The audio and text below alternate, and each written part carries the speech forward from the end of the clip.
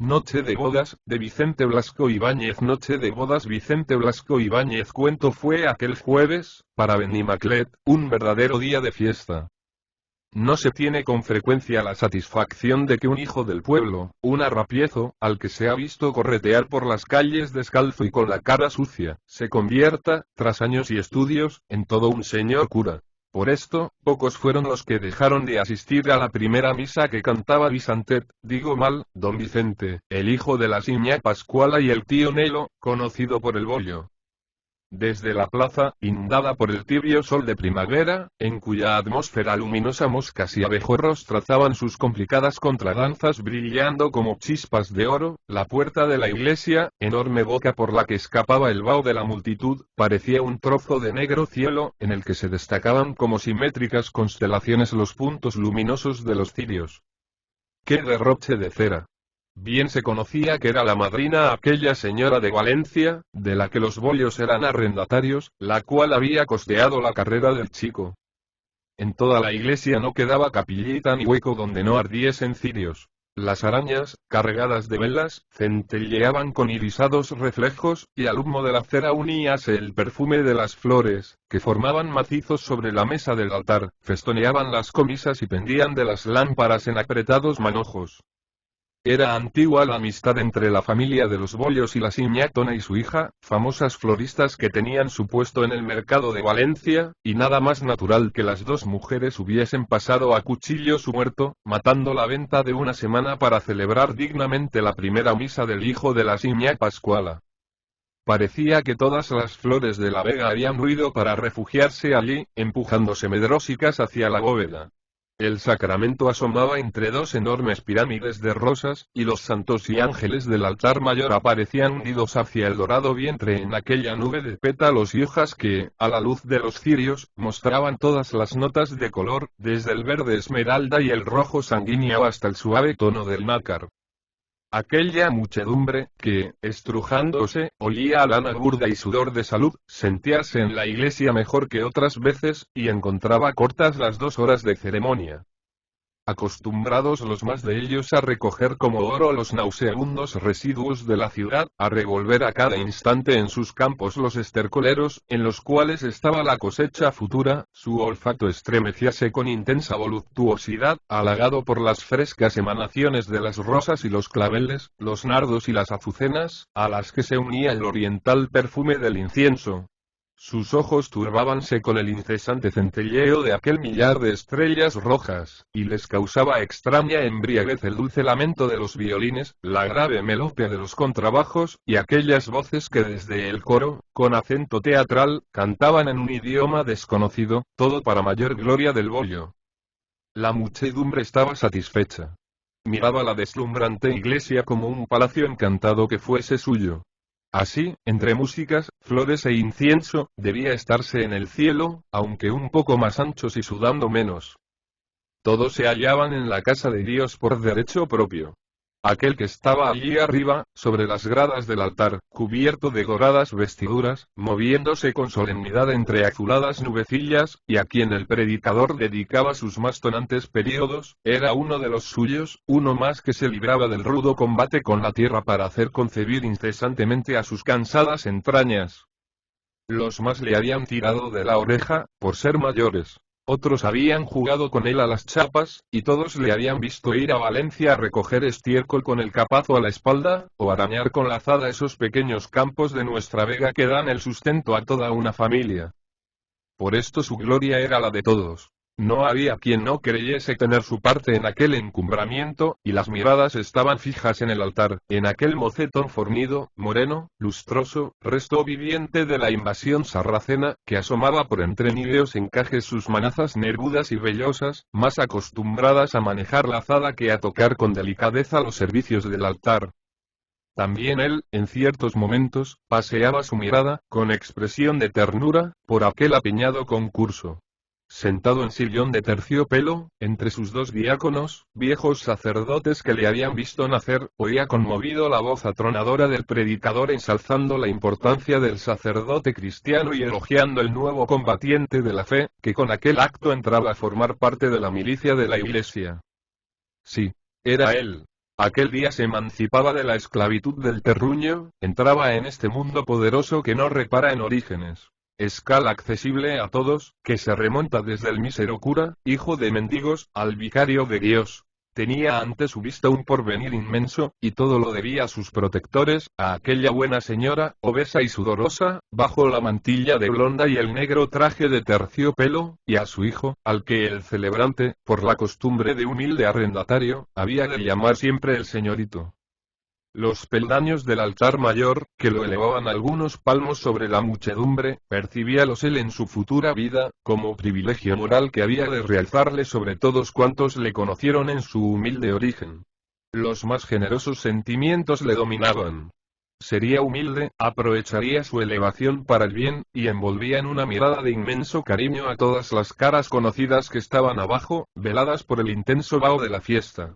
Su madrina, el tío Bollo y la señá Pascuala, que gimoteaban como unos niños con la nariz entre las manos, y aquella Toneta, la florista, su compañera de infancia, excelente muchacha que erguía con asombro la soberbia cabeza de Velar rifeña, como si no pudiera acostumbrarse a la idea de que Visantet, aquel mozo al que trataba como un hermano, se había convertido en grave sacerdote con derecho a conocer sus pecadillos y a absolverla. Continuaba la ceremonia. El nuevo cura, agitado por la emoción, por la felicidad y por aquel ambiente cargado de asfixiantes perfumes, seguía la celebración de la misa como un autómata, guiado muchas veces por sus compañeros, sintiendo que las piernas le flaqueaban, que vacilaba su robusto cuerpo de atleta, y sostenido únicamente por el temor de que la debilidad le hiciera incurrir en algún sacrilegio. Como si se moviera en las nieblas de un sueño, realizó todas las partes que quedaban del misterio de la misa. Con insensibilidad que le asombraba, verificó aquella consumación en que tantas veces había pensado emocionado, y después del Te Deum, cayó desvanecido en la poltrona, cerrados los ojos, y sintiéndose sofocado por aquella antigua casulla codiciada por los anticuarios, orgullo de la parroquia, y que tantas veces había mirado él, siendo seminarista, como el colmo de sus ambiciones. Un penetrante perfume de rosa y almizcle, el nido de agua agitada, le volvieron a la realidad. La madrina le lavaba y perfumaba las manos para la recepción final, y toda la compacta masa abalanzábase al altar mayor queriendo ver de cerca al nuevo cura. La vida de superioridad y respetos comenzaba para él. La señora, a la que había servido tantas veces, besábale las manos con devoción y le llamaba don Vicente, deseándole muchas felicidades después de sus místicas bodas con la iglesia. El nuevo cura, a pesar de su estado, no pudo reprimir un sentimiento de orgullo y cerró los ojos, como si le desvaneciera el primer homenaje. Algo áspero y burdo oprimía sus manos. Eran las pobres zarpas del tío Bollo, cubiertas de escamas por el trabajo y la vejez. El cura vio inundadas en lágrimas, contraídas por conmovedoras muecas, las cabezas arrugadas y cocidas al sol de sus pobres padres, que le contemplaban con la expresión del escultor devoto que, terminada la obra, se prosterna ante ella creyéndola de origen superior. Lloraba la gente contemplando el apretado grupo en que se confundían la dorada casulla con las negras ropas de los viejos, y las tres cabezas unidas agitábanse con rumor de besos y estertor de gemidos. El impulso de la curiosa muchedumbre rompió el grupo conmovedor, y el cura quedó separado de los suyos, entregado por completo al público que se empujaba por alcanzar las sagradas manos. Aquello resultaba interminable. Benimaclet entero rozaba con besos sonoros como latigazos aquellas manos velludas, llevándose en los labios agrietados por el sol y el aire una parte de los perfumes. Ahora sí que, agobiado por la presión de aquella multitud que se apretaba contra la poltrona, falto de ambiente y de reposo, iba a desmayarse de veras el nuevo cura. Y en la asfixiante batahola, cuando ya se nublaba su vista y echaba atrás la cabeza, recibió en su diestra una sensación de frescura, difundiéndose por el torrente de su sangre.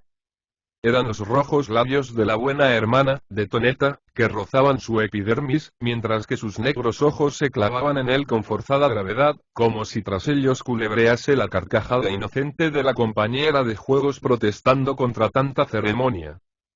Junto a ella, arrogante y bien plantado como un alcides, con la manta terciada y la rápida testa erguida con fiereza, estaba otro compañero de la niñez, Simó el Moreno, el gañán más bueno y más bruto de todo Benimaclet, protegiendo a la arrodillada muchacha con la gallardía celosa de un sultán y mirando en torno con sus ojillos marroquíes que parecían decir: a ver quién es el guapo que se atreve a empujarla. La comida dio que hablar en el pueblo. 6 onzas, según cálculo de las más curiosas comadres, debió de gastarse la buena doña Ramona para solemnizar la primera misa del hijo de sus arrendatarios. Era una satisfacción ver en la casa más grande del pueblo aquella mesa interminable cubierta de cuanto Dios cría de bueno en el mundo, fuera del bacalao y las sardinas, y contemplar en torno de ella una concurrencia tan distinguida. Aquello era todo un suceso, y la prueba estaba en que al día siguiente saldría en letras de molde en los papeles de Valencia. En la cabecera estaban el nuevo sacerdote, casi oprimido por las blanduras exuberantes de los otros curas que habían tomado parte en la ceremonia, los padrinos y aquel par de viejecillos que, llorando sobre sus cucharas, se tragaban el arroz amasado con lágrimas. En los lados de la mesa, algunos señores de la ciudad, convidados por doña Ramona y los amigos de la familia, junto con lo más distinguido del pueblo, labradores acomodados que, enardecidos por la digestión del vino y la paella, hablaban del rey legítimo y que está en Valencia y de lo perseguida que en estos tiempos de liberalismo se ve la religión. Era aquello un banquete de bodas. Corna el vino, se alegraba la gente y sonreía la madrina con las bromas trasnochadas de sus compañeros de mesa, aquellas 3 moles que desbordaban su temblona grasa por el alzacuello desabrochado y el roce de cuyas sotanas hacía enrojecer de satisfacción a la bendita señora. El único que mostraba seriedad era el nuevo cura. No estaba triste. Su gravedad era producto del ensimismamiento. Su imaginación huía desbocada por el pasado, recorriendo casi instantáneamente la vida anterior. La vista de todos los suyos, su elevación en aquel mismo lugar, donde había sufrido hambre, aquel aparatoso banquete, le hacían recordar la época en que la conquista del mendrugo mohoso le obligaba a recorrer los caminos, capazo a la espalda, siguiendo a los carros para arrojarse ávidamente como si fuese oro, sobre el reguero humeante que dejaban las bestias. Aquella había sido su peor época, cuando tenía que gemir y alborotar horas enteras para que la pobre madre se decidiera a engañarle el hambre, nunca satisfecha, con un pedazo de pan guardado con mísera previsión. La presencia de Toneta, aquel moreno y gracioso rostro que se destacaba al extremo de la mesa, evocaba en el cura recuerdos más gratos. Veíase pequeño y haraposo en el huerto de la Siñatona, aquel hermoso campo cercado de encañizadas, en el que se cultivaban las flores como si fuesen legumbres. Recordaba a Toneta, greñuda, tostada, traviesa como un chico, haciéndola sufrir con sus juegos, que eran verdaderas diabluras, y después el rápido crecimiento y el cambio de suerte. Ella a Valencia todos los días, con sus cestos de flores. Y él al seminario, protegido por doña Ramona, que en vista de su afición a la lectura y de cierta viveza de ingenio, quena hacer un sacerdote de aquel retoño de la miseria rural. Luego venían los días mejores, cuyo recuerdo parecía perfumar dulcemente todo su pasado. Cómo amaba él a aquella buena hermana que tantas veces le había fortalecido en los momentos de desaliento. En pleno invierno salía de su barraca casi al amanecer camino del seminario. Pendiente de su diestra, en grasiento saquillo, lo que entre clase y clase había de devorar en las alámedas de serranos. Medio pan moreno con algo más que, sin nutrirle, engañaba su hambre. Y cruzado sobre el pecho, a guisa de bandolera, el enorme pañuelo de hierbas envolviendo los textos latinos y teológicos que bailoteaban a su espalda como movible joroba. Así equipado pasaba por frente al huerto de la Siñatona, aquella pequeña alquería blanca con las ventanas azules, siempre en el mismo momento que se abría su puerta para dar paso a Toneta, fresca, recién levantada, con el peinado aceitoso y llevando con garbo las 2 enormes cestas en que yacían revueltas las flores mezclando la humedad de sus pétalos. Y juntos los dos, por atajos que ellos conocían, marchaban hacia Valencia, que, por encima del follaje de la alameda, marcaba en las brumas del amanecer sus esbeltas torres, su miguelete rojizo, cuya cima parecía encenderse antes que llegasen a la tierra los primeros rayos del sol. ¡Qué hermosas mañanas! El cura, cerrando los ojos, veía las oscuras acequias con sus rumorosos cañaverales, los campos con sus hortalizas que parecían sudar cubiertas de titilante rocío, las sendas orladas de grozas con sus tímidas ranas, que, al ruido de pasos, arrojábanse con nervioso salto en los verdosos charcos. Aquel horizonte que por la parte de mar se incendiaba al contacto de enorme hostia de fuego. Los caminos desde los cuales se esparcía por toda la huerta chirrido de ruedas y relinchos de bestias. Los fresales que se poblaban de seres agachados, que a cada movimiento hacían brillar en el espacio el culebreo de las aceradas herramientas, y los rosarios de mujeres que con cestas a la cabeza iban al mercado de la ciudad saludando con sonriente y maternal buen día a la linda pareja que formaban la florista garbosa y avispada y aquel muchachote que con su excesivo crecimiento parecía escaparse por pies y manos del trajecillo negro y angosto que iba tomando un sacristanesco color de ala de mosca. El matinal viaje era un baño diario de fortaleza para el pobre seminarista que, oyendo los buenos consejos de Toneta, tenía ánimos para sufrir las largas clases. Aquella inercia contra la que se rebelaba su robustez, su sangre hirviente de hijo del campo y las pesadas explicaciones, en cuyo laberinto penetraba a cabezadas. Separábanse en el puente del Real. Ella, hacia el mercado en busca de su madre. Él, a conquistar poco a poco el dominio de las ciencias eclesiásticas, en las cuales tenía la certeza de que jamás llegaría a ser un prodigio. Y apenas terminaba su comida en las alámedas de Serranos, en cualquier banco compartido con las familias de los albañiles, que hundían sus cucharas en la humeante cazuela de mediodía, Bisantet, insensiblemente, se entraba en la ciudad, no parando hasta el mercadillo de las flores, donde encontraba a Toneta atando los últimos ramos y a su madre ocupada en recontar la calderilla del día. Tras estos agradables recuerdos, que constituían toda su juventud, venía la separación lenta que la edad y la divergencia de aspiraciones habían efectuado entre los dos. No en balde crecían en años y no impunemente sometía él al estudio su inteligencia virgen y pasiva.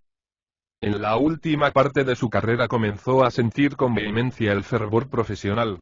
Entusiasmábase pensando que iba a formar parte de una institución extendida por toda la tierra, que tiene en su poder las llaves del cielo y de las conciencias. Le enardecían las glorias de la Iglesia, las luchas de los papas con los reyes en el pasado y la influencia del sacerdote sobre el magnate en el presente. No era ambicioso, no pensaba ir más allá de un modesto currato de misa y olla. Pero le satisfacía que el hijo de unos miserables perteneciese con el tiempo a una clase tan poderosa, y mecido por tales ilusiones, se entregó de lleno a la vocación que iba a sacarle del subsuelo social. Cuando no estaba en Valencia en el seminario, prestaba en Benimaclet funciones de sacristán, y llegó a ser hombre sin sentir apenas el despertar de la virilidad en su vigorosa complexión. Su voluntad de campesino tozudo anulaba las exigencias de su sexo, que le causaban horror, teniéndole como tentaciones del malo. La mujer era para él un mal, necesario e imprescindible para el sostenimiento del mundo. La bestia impúdica de que hablaban los santos padres. La belleza era amenazante monstruosidad. Temblaba ante ella poseído de repugnancia y sordo malestar, y solo se sentía tranquilo y confiado en presencia de aquella beldad que, pisando la luna, yergue su cabeza en los altares con arrobadora dulzura. Su contemplación provocaba en el seminarista explosiones de indefinible cariño, y también participaba de aquella otra criatura terrenal y grosera a la que él consideraba como hermana. No era sacrilegio ni mundana pasión, Toneta resultaba para él una hermana, una amiga, un afecto espiritual que le acompañaba desde su infancia. Todo, menos una mujer. Y tal era su ilusión, que en aquel momento, entre la algazara del banquete, entornando los ojos, le parecía que se transformaba, que su rostro vulgar y moreno dulcificábase con expresión celestial, que se elevaba de su asiento, que su falda rameada y su pañuelo de pájaros y flores, convertíase en cerúleo manto, lo mismo que en la otra, cuya belleza se ensalza con los más dulces nombres que ha producido idioma alguno, y pero sintió a sus espaldas algo que le hizo despertar de la dulce somnolencia. Era la Siñatona, la madre de la florista, que, abandonando su asiento, venía a hablar con el cura. La buena mujer no podía conformarse con el nuevo estado del hijo de su amiga. Como buena cristiana, sabía el respeto que se debe a un representante de Dios. pero que la perdonasen, pues para ella Vicentet siempre sería Vicentet, nunca don Vicente, y aunque las pasen, no podría menos que hablarle de tú. Él no se ofendería por eso, ¿verdad? Pues si lo había conocido tan pequeño y, si era ella quien lo había llevado de pañales a la iglesia para que lo cristianasen, ¿cómo iba a hacerle tales pamplinas a un chico que consideraba como hijo? Aparte de esta falta de respeto, ya sabía que en casa se le quena de veras. Si no vivieran el tío Bollo y la señá Tomasa, Toneta y ella eran capaces de irse con él como amas de llaves. Pero, ay hijo mío, no iba el agua por esa acequia. Aquella chiquilla estaba muertecita por Chimó el Moreno, un pedazo de bruto de quien nadie tenía nada que decir, mejorando lo presente. Se querían casar enseguida, antes de San Juan, si era posible, y ella, ¿qué había de hacer? Y en casa faltaba un hombre, el huerto estaba en poder de jornaleros, ellas necesitaban la sombra de unos pantalones, y como el Moreno servía para el caso, siempre mejorando lo presente, la madre estaba conforme en que la chica se casara. Y la habladora vieja interrogaba con los ojos al cura como esperando su aprobación y bueno, pues eso se había acercado ella ya que, a decirle que Toneta quema que fuese él quien la casase. Teniendo un capellán casi en la familia, ¿para qué ir a buscarlo fuera de casa? El cura no dudó, le parecía muy natural la pretensión. Estaba bien, los casaría. El día en que se casó Toneta fue de los peores para el nuevo adjunto de la parroquia de Benimaclet. Cuando la ceremonia hubo terminado, don Vicente despojóse en la sacristía de sus sagradas vestiduras, pálido y trémulo como si le aquejase oculta dolencia. El sacristán, ayudándole, hablaba del insufrible calor. Estaban en julio, soplaba el poniente, la vega se mustiaba bajo aquel soplo interminable y ardoroso que antes de perderse en el mar había pasado por las tostadas llanuras de Castilla y La Mancha, y con su ambiente de hoguera agrietaba la piel y excitaba los nervios. Pero bien sabía el nuevo cura que no era el poniente lo que le trastornaba. Buenas estarían tales delicadezas en él, acostumbrado a todas las fatigas del campo. Lo que sentía era arrepentimiento de haber accedido a celebrar la boda de Toneta. Cuán poco se conocía. Ahora iba comprendiendo lo que se ocultaba tras el afecto fraternal nacido en la niñez. El sacerdote, desligado de las miserias humanas, sentía un sordo malestar después de bendecir la eterna unión de Toneta y Chimó. Experimentaba idéntica impresión que si le acabasen de arrebatar algo que era muy suyo. Le parecía hallarse aún en la capilla mirando casi a sus pies aquella linda cabeza cubierta por la vistosa mantilla. Nunca había visto tan hermosa a Toneta, pálida por la emoción y con un brillo extraño en los ojos cada vez que miraba al Moreno, que estaba soberbio con su traje nuevo y su ringlot azul de larga esclavina. Podía decirse que el cura acababa de ver por primera vez a Toneta. La hermana ideal que en su imaginación casi se confundía con la figura azul que pisaba la luna, habíase convertido de pronto en una mujer. Él, que jamás había descendido con su vista más allá de la fresca boca siempre sonriente, y que miraba a Toneta como a esas imágenes de lindo rostro que bajo las vestiduras de oro solo guardan los tres puntales que sostienen el busto, pensaba ahora, con misteriosos estremecimientos, que había algo más, y veía con los ojos de la imaginación el terrible enemigo en todas sus redondeces rosadas y sus graciosos hoyuelos. La carne, arma poderosa del malo con que bate las más fuertes virtudes. Odiaba al Moreno, su compañero de la niñez. Era un buen muchacho, pero no podía tolerarse que su rudeza brutal hubiera de ser la eterna compañera de la florista. No debía consentirse, lo afirmaba él, que estaba arrepentido de haber realizado la boda. Pero inmediatamente sentíase avergonzado por tales pensamientos. Se ruborizaba al considerar que aquella protesta era envidia, impotencia que se revolvía en forma de murmuración. Hacíale daño el contemplar la felicidad ajena, aquella explosión de amor que venía preparándose, amor legítimo, pero que no por esto molestaba menos al cura. Se iría a casa. No quería presenciar por más tiempo la alegría de la boda. Pero cuando salió de la sacristía se encontró con la comitiva nupcial, que estaba esperándole, pues la siñátona se oponía a que se hiciera nada sin la presencia de su Vicentet. Y por más que se resistió, tuvo que seguir el camino de aquel huerto del que tantos recuerdos guardaba. Y entre las faldas rameadas y coloridas como la primavera, los pañuelos de seda brillantes y los reflejos tornasolados de la pana y el terciopelo, causaba un efecto luminoso el suelto manteo y aquel desmayado sombrero de teja que avanzaba con lentitud, como si en vez de cubrir un cuerpo vigoroso y exuberante de vida fuesen los de un viejo achacoso. Una vez en el huerto, qué de tormentos. Qué cariñosas solicitudes, que le parecían crueles burlas. La Siñatona, en su alegría de madre, enseñábale todas las reformas hechas en la alquería con motivo del matrimonio. Se enteraba Visantet.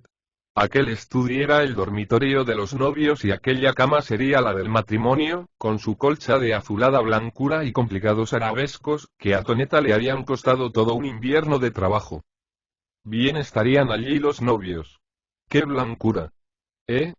Y la inocente vieja creía hacer una gracia obligando al cura a que tocase los mullidos colchones y apreciase en todos sus detalles la rústica comodidad de aquella habitación que a la noche había de convertirse en caliente nido.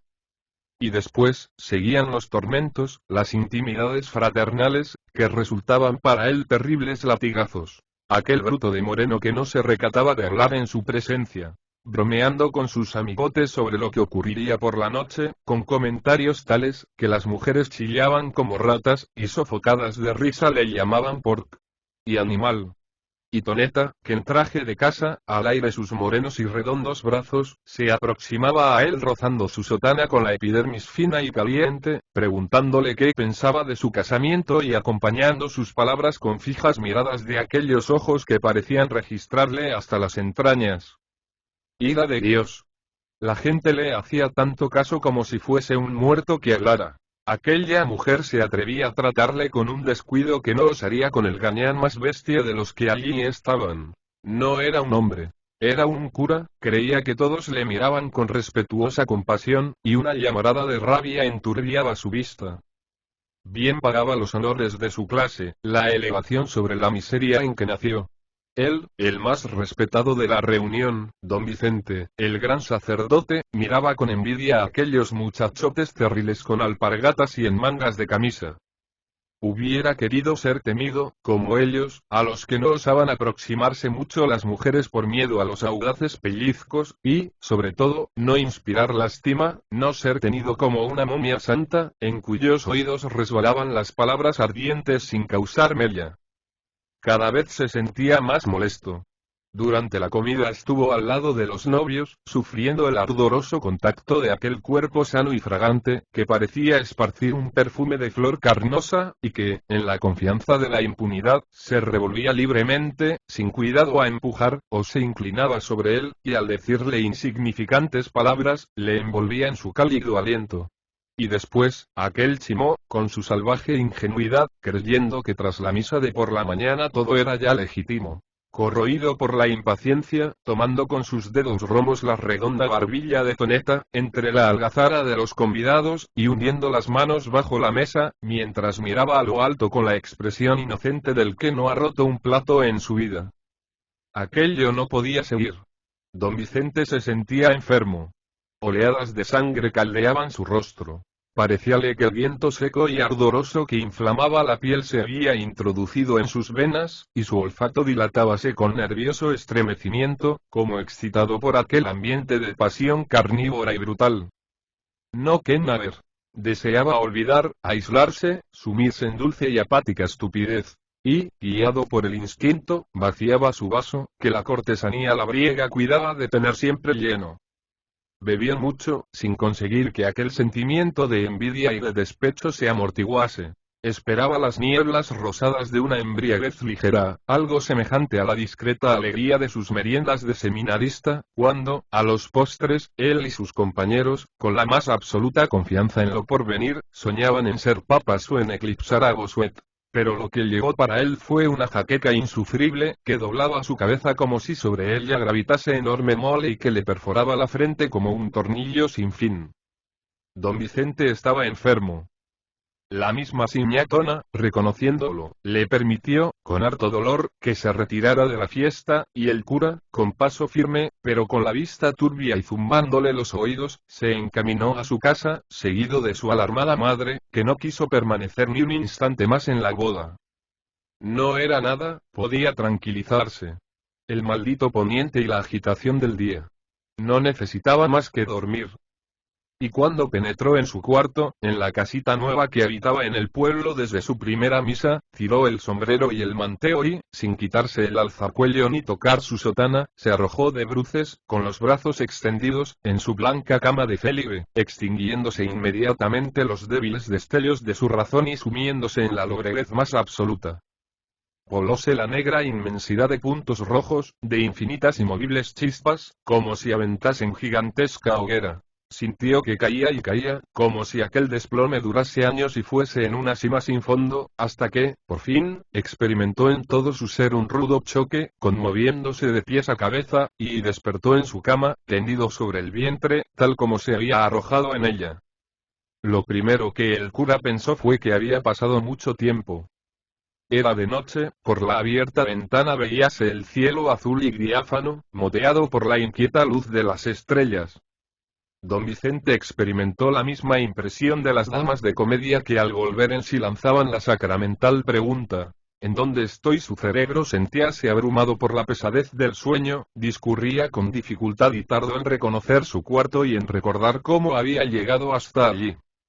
En pie en la ventana, vagando su turbia mirada por la oscura vega, fue recobrando su memoria, agrupando los recuerdos, que llegaban separados y con paso tardo, hasta que tuvo conciencia de todos sus actos antes que le rindiera el sueño. Bien, don Vicente. Magnífica conducta para un sacerdote joven, que debía ser ejemplo de templanza. Se había emborrachado. Sí, esta era la palabra, y había sido en presencia de los que casi eran sus feligreses. Lo que más le molestaba era el recuerdo de los motivos que le impulsaron a tal abuso. Estaba perdido. Ahora que se aclaraba su inteligencia, aunque sus sentidos parecían embotados, horrorizábase ante el peligro y protestaba contra la pasión que pretendía hacer presa en su carne virgen. ¡Qué vergüenza! Salido apenas del seminario, sin contacto alguno con esa atmósfera corruptora de las grandes ciudades, viviendo en el ambiente tranquilo y virtuoso de los campos, y próximo, sin embargo, a caer en los más repugnantes pecados. No. Él resistiría a las seducciones del malo, acallaría el espíritu tentador que para mortificante prueba se había revelado dentro de él. Afortunadamente, la torpe embriaguez, con su sueño, le había devuelto la calma. Oyéronse a lo lejos campanas que daban horas. Eran las 3 y cuanto había dormido. Por eso se sentía ya sin sueño, dispuesto a emprender la tarea diaria. Desde aquella ventana, abierta en las espaldas de la modesta casita, veíase la inmensa vega, que, a la difusa luz de las estrellas, marcaba sus masas de verdura y las moles de sus innumerables viviendas. La calma era absoluta. No soplaba ya el poniente, pero la atmósfera estaba caldeada y los ruidos de la noche parecían la jadeante respiración de los tostados campos. Perfumes indefinibles había en aquel ambiente que aspiraba con delicia el joven cura, como si quisiera saturar el interior de su organismo del aire puro de los campos. Su vista vagaba en aquella penumbra, intentando adivinar los objetos que tantas veces había visto a la luz del sol. Esta distracción infantil parecía volverle a los tranquilos goces de la niñez. Pero sus ojos tropezaron con una débil mancha blanca, en la que creía adivinar la alquería de la simiatona, y ni adiós tranquilidad, propósitos de fortaleza y de lucha. Fue un rudo choque, una conmoción rápida. Huyeron, arrolladas, la calma y la placidez. Desapareció el dulce embotamiento, despertó la carne, sacudiendo la torpeza de los sentidos, y otra vez subió hasta sus mejillas aquella llamarada que le hacía pensar en el fuego del infierno. Sintió en su imaginación que se desgarraba denso velo, como si aún estuviera en la tarde anterior, de aquellos brazos morenos de sedoso y ardiente contacto, al par que recibía la fragancia de la carne, cuyo misterio acababa de revelársele. Y en aquel momento, oh malo tentador, el infeliz, mirando la oscura vega, veía, no la blanca e indecisa alquería, sino el estudio envuelto en voluptuosa sombra, aquella cama, cuya blancura tanto había ensalzado la simiatona, y sobre el mullido trono, lo que para otros era felicidad y para él horrendo pecado, lo que jamás había de conocer y le atraía con la irresistible fuerza de lo prohibido. La maldita imaginación ponía junto a sus ojos las tibias suavidades, los dulces contornos, los finos colores de aquella carne desconocida. y la agitación del infeliz iba en aumento. Sentía crecer dentro de sí algo animado por el espíritu de rebelión, la virilidad que se vengaba de tantos años de olvido, inflamando su organismo, haciendo que zumbasen sus oídos, enturbiando su vista y dilatando todo su ser, como si fuese a estallar a impulsos del deseo contenido y falto de escape. Aquello era la tentación en toda regla. Pensó en los santos eremitas, en San Antonio, tal como lo había visto en los cuadros, cubriéndose los ojos ante impúdicas beldades, tras cuyas seducciones se ocultaban los diablos repugnantes. Pero allí no había espíritus malignos por parte alguna. Lo único real que acompañaba a las evocaciones de su imaginación era la cálida noche con aquel suave ambiente de alcoba cerrada, y los ruidos misteriosos del campo, que sonaban como besos. Ellos, allá, en el tibio lecho, rodeados de la discreta oscuridad, que había de guardar en profundo secreto los delirios de la más grata de las iniciaciones. Él, solo, inaccesible a toda efusión, planta parásita en un mundo que vive por el amor, sintiendo penetrar hasta su tuétano el eterno filo de aquella cama de célibe. De allá lejos, de la blanca casita, parecía salir un soplo de fuego que le envolvía, calcinando su carne hasta convertirla en cenizas. Creyó que la vista de aquel nido de amores y la voluptuosa noche eran lo que le excitaba, y huyó de la ventana, moviéndose a ciegas en su lóbrega habitación. No había calma para él. También en aquella lobreguez la veía, creyendo sentir en su cuello el roce de los turgentes brazos y en sus labios ardorosos aquel fresco beso que le había despertado de su desvanecimiento el día de la primera misa. La combustión interna seguía, y el sufrimiento ya no era moral, pues la tensión de todo ese ser producíale agudos dolores. Aire, frescura. Y en el silencio de la lóbrega habitación sonó un chapoteo de agua removida, los suspiros de desahogo del pobre cura al sentir la glacial caricia en su abrasada piel. Lentamente volvió a la ventana, calmado por la fila inmersión. Un sentimiento de profunda tristeza le dominaba. Se había salvado, pero era momentáneamente. Dentro de él llevaba el enemigo, el pecado, que acechaba, pronto a dominarle y vencerle, y aquella tremenda lucha reaparecía al día siguiente, al otro y al otro, amargando su existencia mientras el ardor de una robusta juventud animase su cuerpo. Cuán sombrío veía el futuro. Luchar contra la naturaleza, sentir en su cuerpo una glándula que trabajaba incesantemente y que con solo la voluntad debía anular, vivir como un cadáver en un mundo que desde el insecto al hombre rige todos sus actos por el amor, parecíale el mayor de los sacrificios. La ambición, el deseo de emanciparse de la miseria, le habían enterrado. Cuando creía subir a envidiadas alturas, veíase cayendo en lobregueces de fondo desconocido. Sus compañeros de pobreza, los que sufrían hambre y doblaban la espalda sobre el surco, eran más felices que él, conocían aquel atractivo misterio que acababa de revelársele y que el deber le obligaba a ignorar eternamente. Bien pagaba su encumbramiento. Maldita idea la de aquella buena señora que quiso hacer un sacerdote del mocetón fornido que antes que continencias necesitaba esparcimientos y escapes para su pletora de vida. Subía, sí, pero encadenado para siempre. Se hallaba por encima de las gentes entre las cuales nació, pero recordaba sus estudios clásicos, la fábula del audaz Prometeo, y se veía amarrado para siempre a la roca inconmovible de la fe jurada, indefenso y a merced de la pasión carnal que le devoraba las entrañas. Su firme devoción de campesino aterrábase ante la idea de ser un mal sacerdote. El sexo, que había despertado en él para siempre como inacabable tormento, desvanecía toda esperanza de tranquilidad, y, en este conflicto, el cura, asustado ante lo porvenir, se entregó al desaliento, e inclinando su cabeza sobre el alféizar, cubriéndose los ojos con las manos, lloró por los pecados que no había cometido y por aquel error que había de acompañarle hasta la tumba. Una húmeda sensación de frescura le hizo volver en sí. Amanecía. Por la parte del mar rasgábase la noche, marcando una faja de luminoso azul. La verdura de la vega y la dentellada línea de montañas iban fijando sus esfumados contornos. Lanzaban sus últimos parpadeos las estrellas, rodaba el fiero alerta de los gallos de alquería en alquería, y las alondras, como alegres notas envueltas en volador plumaje, rozaban las cerradas ventanas, anunciando la llegada del día. Magnífico despertar.